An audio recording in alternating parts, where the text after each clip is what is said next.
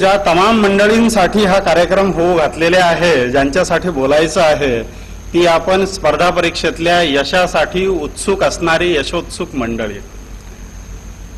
हा कार्यक्रम इथं होतोय याचं मला महत्त्व थोडं अधोरेखित करावं असं वाटतं. ज्या काळामध्ये मी 98ला ग्रॅज्युएट झालो, मी माझी ती कथा सांगणारच आहे इथं. आणि तेव्हा मी तयारी करत होतो, तेव्हा परिसरामध्ये असं कोचिंग देणाऱ्या, असं शिकवणाऱ्या काही संस्था नव्हत्या किंवा त्यांच्या शाखा नव्हत्या. मग माणसाला जर का असं काही पाहिजे असेल मार्गदर्शन, तर त्याला पुण्या मुंबईमध्ये जावं लागेल.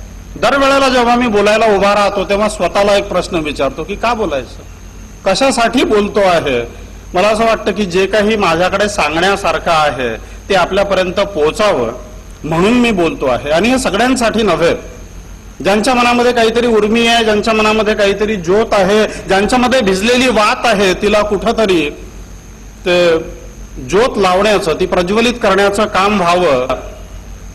एका सूफी संतानं असं म्हटलंय की देता है निगाल तो ऐसी रसाई दे, देता है निगाल तो ऐसी रसाई दे, मैं देखूं आईना तो मुझे तू दिखाई दे, काश ऐसा तालमेल सुकू तो सुकाई दे, कम से कम जिसे मैं पुकारू उसी को तो सुनाई दे. हे जे ज्यांना पुकारतोय मी, किमान त्यांनी तरी ऐकावं अशी माझी अपेक्षा. सरळ मुद्द्यावर येतो. तुमच्या पुढे मांडताना मला पहिला मुद्दा हा मांडायचा आहे की मी कसा घडलो.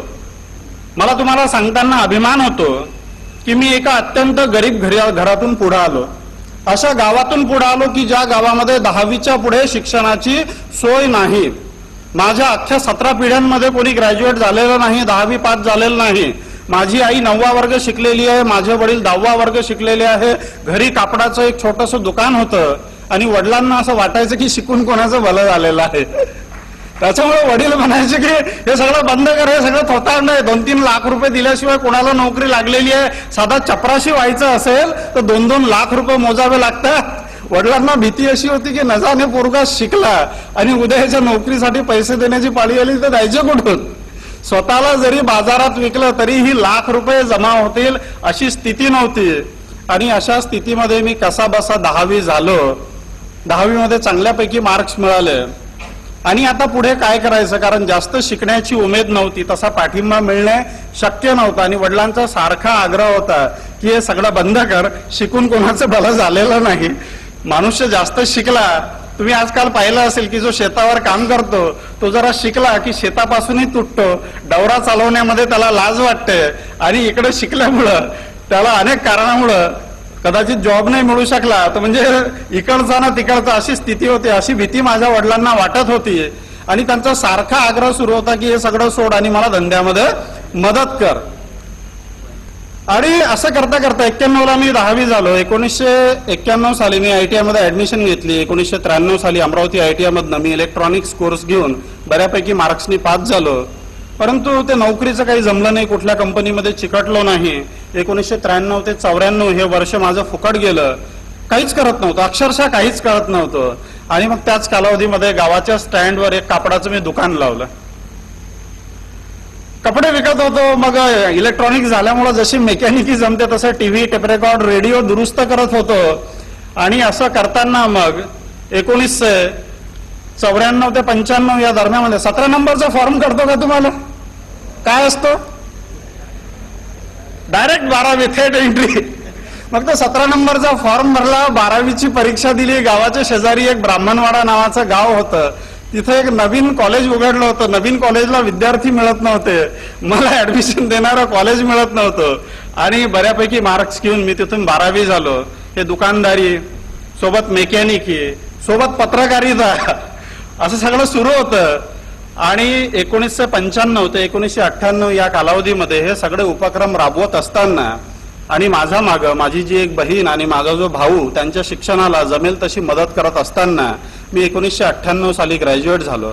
मला तुम्हाला सांगताना आनंद होतो की जणू काही मी शाला बाह्य किंवा कॉलेज बाह्य विद्यार्थी होतो. परंतु IIT रुडकीनं त्या काळामध्ये आयोजित केलेल्या निबंध स्पर्धेमध्ये मी अखिल भारतीय स्तरावर दुसरा होतो. या कालावधीमध्ये समाज कल्याण विभागानं डॉक्टर बाबासाहेब आंबेडकर यांच्या नावानं ज्या निबंध स्पर्धा आणि वक्तृत्व स्पर्धा आयोजित केल्या, या तिन्ही वर्षामध्ये मी त्याचा प्रथम पारितोषिक विजेता होतो.